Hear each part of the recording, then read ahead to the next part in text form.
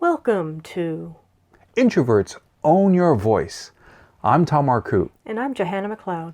This episode is Your Secret Charisma. Hidden Methods for Influence and Trust. I already trust you. Excellent. I'm so glad about that. In fact, my question is, when have you felt charismatic? Okay, I see that you're hesitating. So I'll just share with you, Joanna, a time I saw you being charismatic. We were walking around in a particular city, and we were with a friend, Dave, a friend to both you and me. Yes. And you guys got on a roll. You guys were being funny, and you were being witty, and your timing was great. It was a moment of you being natural. It was a moment of you being funny, and it was a moment of apparently you being at ease. I was having fun. That can often bring about a charismatic energy to yourself, but also to those people around you. So I felt that that was an example of you being naturally charismatic. And you weren't trying. You were in the zone. So what we're going to talk about is charisma. Now, some of us don't feel like, oh, I'm not witty on command. Or some of us don't feel like we were given certain gifts, like we don't look a certain way, or we don't, if you're male, don't have that deep voice.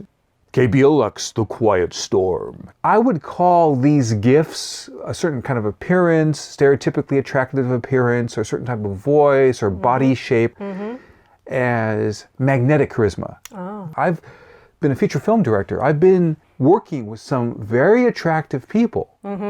The thing is, they look that way, but some of them, you don't want them to be your friend because they don't know how to be a really good, trustworthy friend. So that leads me to another place. We were talking about magnetic charisma. So somebody, just because of their way they move or the way they look or the way they sound, they're just attractive that way. Magnetic charisma. Some people have said that about a young Bill Clinton. I actually attended a luncheon. And my goodness, the way this guy talked, if he said, everybody now reach for your checkbook, we're going to save the spotted cockroach. We would have done it. We would have just, how much would you like for the spotted cockroach? So the idea here is that Bill Clinton was gifted, it appears. He's still on the planet. He was just gifted during that particular time where I saw him at this particular luncheon. Now, other people said this about Ronald Reagan. They said that he was the great communicator. Now, there's something else besides magnetic charisma. There's something I call natural charm charisma. We introverts often demonstrate that because we're great listeners. And we're really focused and we're with you. And we like talking with people one-to-one. Natural charm charisma. And then the next one, and this is very much about what we're talking about in this episode, is warm trust charisma. Now, the subtitle of what we've been talking about is Hidden Methods for Influence and Trust. We're going to aim to come across as more trustworthy, more charismatic, and AIM is our word. Every letter is going to stand for a method. And the first thing is A stands for align your internal being. Now, that sounds like pretty intense stuff. I'm going to align my internal being. Particularly for those of us who are really being pushed around, feeling overwhelmed, feeling tired, and that's an important detail. It has been suggested that you really have to pay attention to how you're doing. For example, there's this phrase, HALT, standing for hungry, angry, loneliness, tiredness. You can't be charismatic, you can't be in that space of warm trust charisma if you're being shot down or impaired by hunger, or being angry, or being tired, or being lonely. When we want to align our internal being, this means that some of us, I would do this. Before speaking to MBA students, I'd be on a train, and on that train, I would do a 3-minute meditation. So I could get myself into a good, calm, nurtured space inside. See, I'm not looking to be put in that space. Now, it has been shown in certain research, and certain authors are noticing this, that you could actually imagine being hugged for 20 seconds by someone you really love and who is so nurturing towards you. It could be a grandmother. And in imagining that, you could actually activate oxytocin, which is the bonding hormone inside our bodies, particularly for women. Just by imagining being hugged, you can align your internal body state. Why imagine when you can actually get a hug? Come here. Okay. Thank you. Anyway, but my point here is that we have more control over our internal state if we pay attention. Let's move on to I of aim. Intensify experiences for trust. How we talk, what we talk about, what stories we tell, they either create a trust in the other person for us, for what we can do, or they put up barriers to that trust. For example, if somebody comes into a job interview and they're late and they say, oh, the traffic was horrible, I hate drivers who do this and all that stuff, that is not creating experiences for trust. Because what they're doing is they're putting all responsibility on everybody outside. And you don't need somebody to join your work team Yes. who is a blamer, who puts all the responsibility outside to other people. Now, if the person says, I'm sorry, I made a mistake today, or I'm sorry, this was unusual. Usually I leave early. There was something that came up with my son and I needed to be at the school a little longer than I expected. Just tell the truth, but tell it in a way that I decided I did this, I took care of this, not blaming, oh, that terrible school, boy, why won't they get their act together? That kind of behavior. And this is all we have to realize. Your face, your body language, the stories you tell, you either are telling things with your body language or your tonality or your actual stories. You're either doing something where we can trust you or we can't trust you. That's why you never complain about a previous workspace or job or previous supervisor. It also puts a bad light on you because, why would I want to hire somebody who's doing this to other people? Right, because if you're bad-mouthing other people who are not in the room, then when you're not in that room, let's say you were talking to a hiring manager, you might bad-mouth them because that's all we can pick up. So what we need to do is we need to intensify experiences for trust. So I see that you used to work at XY company and now you're applying with us. How was it at XY company? Oh, it was terrific. There were some really great people I got the opportunity to work with.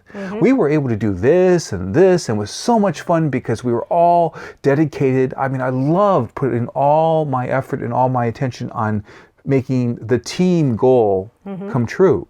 See, this is all the kind of expression that intensifies experience for trust. Our next thing is now M of aim, and that's move out the distractions. Now you see this in TV shows or movies where one roommate gets mad at the other roommate, and next thing you know, all their stuff is now on the sidewalk outside the apartment's window. You move out the distractions like you move out the terrible roommate. Now what are these distractions? Distractions can be, well, certainly if you have a scowl on your face or if you're feeling upset inside, or if to the job interview, for example, on the way there, let's say somebody cuts you off in traffic.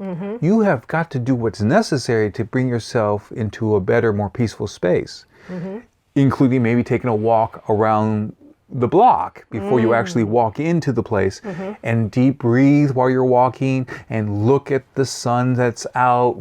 Not directly, that's not good for the eyes, but I mean being aware of the sun glistening on the leaves and see the trees in the park area next to the building or whatever it is. But you have to get yourself to a good space, move out the distractions inside yourself, so that you won't have those distractions causing trouble that prevents you coming across with warm trust, charisma. It's also a good idea, like try to get to work a little bit early so that you can deep breathe in your car, maybe play some nice music. Absolutely, and that takes us back to the first part, which was A, for align your internal being. Music is fantastic. I can listen to certain music that will just instantly transport me to a wonderful, good feeling, just fantastic. And in fact, it's great to develop a playlist before you go to the job interview. So what is my enthusiastic, uplifting energy? You're simply the best is a particular chorus of a song. And if that pumps you up and you feel really good, now some of us have to chill out because some of us may come across with too much. So maybe we need something more soothing and more refreshing and more quiet to get to a nice calm down position. If someone is more excitable, you might need to get to a calm down position. But all of these elements form your secret charisma because this is happening inside you. And all of these methods are about making you more influential. You see, your confidence is contagious. Your calm is contagious. Your enthusiasm is contagious.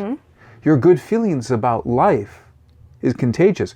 You might find it necessary or valuable to write in a journal all the things you're grateful for.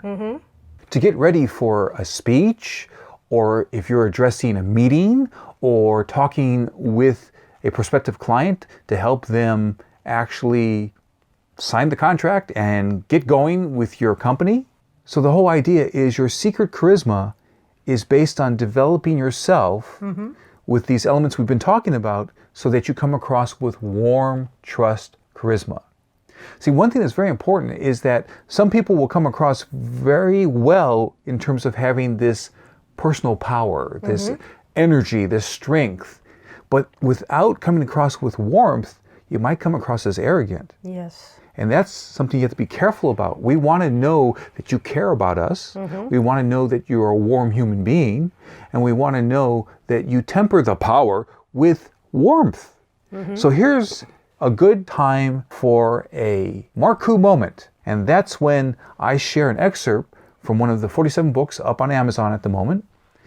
And this book is, as you could guess, it's called Your Secret Charisma. The subtitle is How to Repair Business and Personal Relationships and Gain Trust and Forgiveness for Success, Happiness, and Fulfillment. If we go to page 7, and I talk about on this page, when many of us talk about charisma, we're only talking about what I call magnetic charisma. That's the compelling kind in which a charismatic person pulls you in. This book is about another form of charisma, what I call warm trust charisma.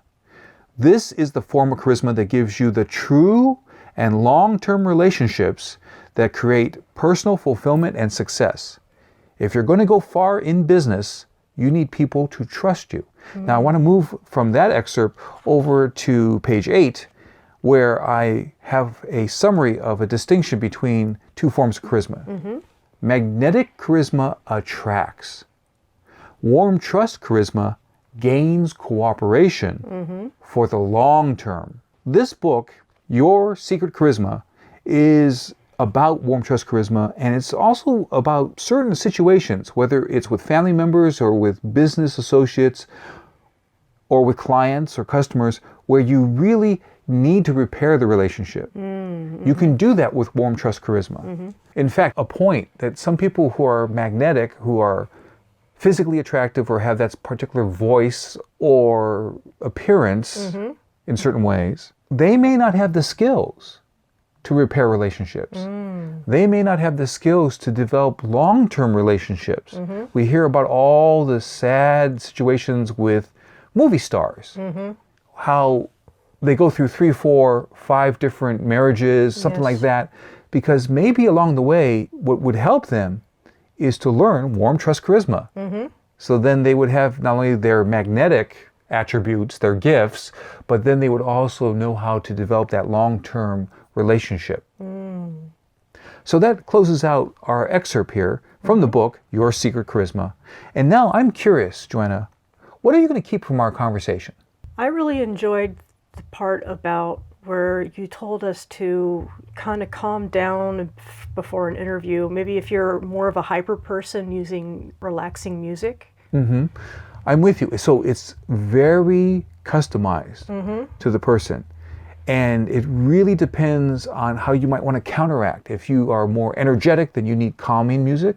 If you are a person who seems to be kind of quiet, then maybe you need music to help you become more exuberant, more enthusiastic, so that you are able to perform at your best. And performing at your best is part of expressing warm trust charisma so that you can create the happiness, connection, and fulfillment and success that you really want. Thank you, Joanna. Thank you, Tom. For articles and videos, go to getthebigyes.com. Also, visit yourbodysoulandprosperity.com. We're glad that you heard this broadcast, and we invite you to click to subscribe. And then you'll be supporting me and Joanna and our message. And so now remember, Introverts can show their best self with strategy. I'm Johanna McLeod. I'm Tom Marcoux. Thank you. Be well. Bye.